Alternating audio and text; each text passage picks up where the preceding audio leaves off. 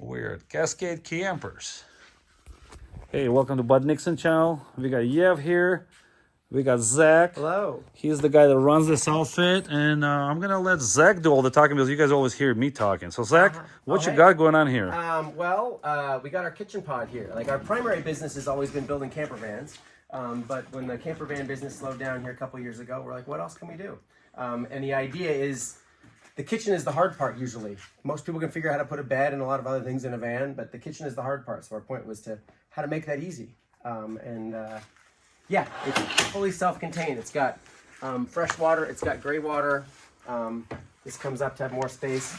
This slides out and you can have a stove right in here. And the idea is you can actually use the stove in the drawer. It's a locking drawer. So you have extra countertop space up by the sink then? Yeah, and it's kind of, it's the whole idea here now when you look is like you actually have a fair amount of space to work with. But you're not using all that up as floor space. I personally like to have a fair amount of floor space in my van that could be used for any number of things.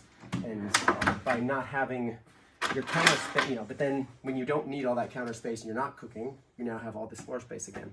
And this is where milk crates normally go as well. I'm a big fan of milk crates. They're just super solid. They're handy. And they're super handy. They end up being a building block for a lot of things. Yeah, but you decided you didn't want milk crates in this one because you got a different plan that you're doing. But yeah, the idea is the thing is totally self-contained. I think I have a video somewhere where like the sink is going while the thing is spinning around. And I'll put a link to your video from your channel, the one you talk about that's on your page.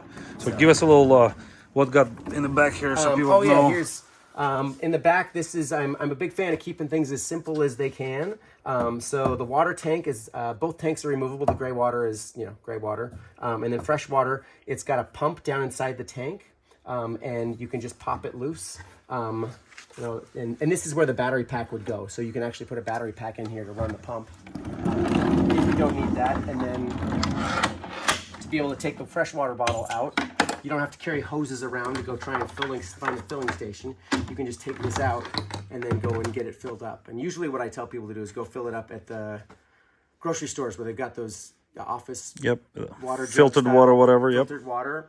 So everything is also food grade in terms of the water system too. So you can definitely drink the water. So that's kind of the point, is to keep it just really, really simple. I think simple. I call it simple stupid. Simple stupid, yeah. It's one of those things that, you can overly engineer something and make something super complicated so it has, 3 extra features, but oftentimes the extra effort and the, potential issues that come up over time with things complicated, I'm just like, how can you keep it as simple as possible? So. Awesome. Well, from my point of view, this thing is high quality.